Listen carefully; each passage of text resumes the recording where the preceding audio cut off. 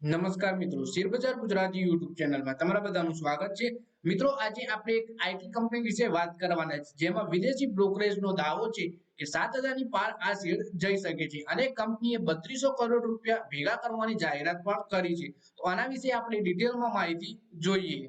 સૌથી પહેલા મિત્રો વાત કરીએ આઈટી સેક્ટરની કંપની કોફોર્જના બોર્ડે 3200 કરોડ રૂપિયાનું ફંડ એકત્ર કરવા માટે મંજૂરી આપી દીધી છે। બોર્ડે શનિવારના રોજ બેઠકમાં આ નિર્ણય લીધો હતો। તો આ કોફોર્જ કંપની વિશે આપણે વધારે માહિતી જોઈએ। કંપનીએ એક્સચેન્જોને જાણકારી આપતા કહ્યું કે આ ફંડ ક્વોલિફાઈડ ઇન્સ્ટિટ્યુશનલ પ્લેસમેન્ટ દ્વારા એકત્રિત કરવામાં આવશે। જોકે હજુ સુધી ક્યુઆઈપી ની વિગત અને પ્રાઇસ વિશે કોઈ જાણકારી આપવામાં નથી આવી। ગયા મહિને 20 ફેબ્રુઆરીના રોજ બ્રોકરેજ ફર્મ જેફરીઝે કોફોર્જના શેરને બાય રેટિંગની સાથે 7,650 રૂપિયાના પ્રતિ શેરનો ટાર્ગેટ પ્રાઇસ નક્કી કર્યો। ગયા 12 મહિનામાં કોફોર્જના શેર 56% તેજી જોવા મળી છે। જોકે 6,847 રૂપિયાની હાઈથી શેર 10%થી વધુ ગબડી ચૂક્યો છે।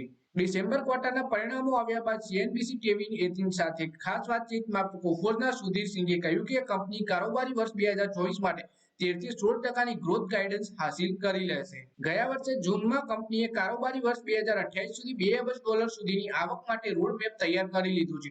ગયા કારોબારી વર્ષમાં કંપનીની આવક $1 અબજ રહી હતી। તો મિત્રો, આ વિડીયોમાં આપણે વાત કરી કોફોર્જ કંપની વિશે, જેમાં બ્રોકરેજ હાઉસ અનુસાર 7,000 ની પાર પણ આ શેર જઈ શકે છે।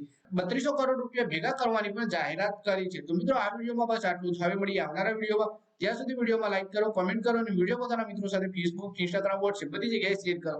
શેરબજારની માહિતી ગુજરાતીમાં જોવા માટે તમે ચેનલને સબસ્ક્રાઇબ કરી ઘંટી દબાવી દેજો।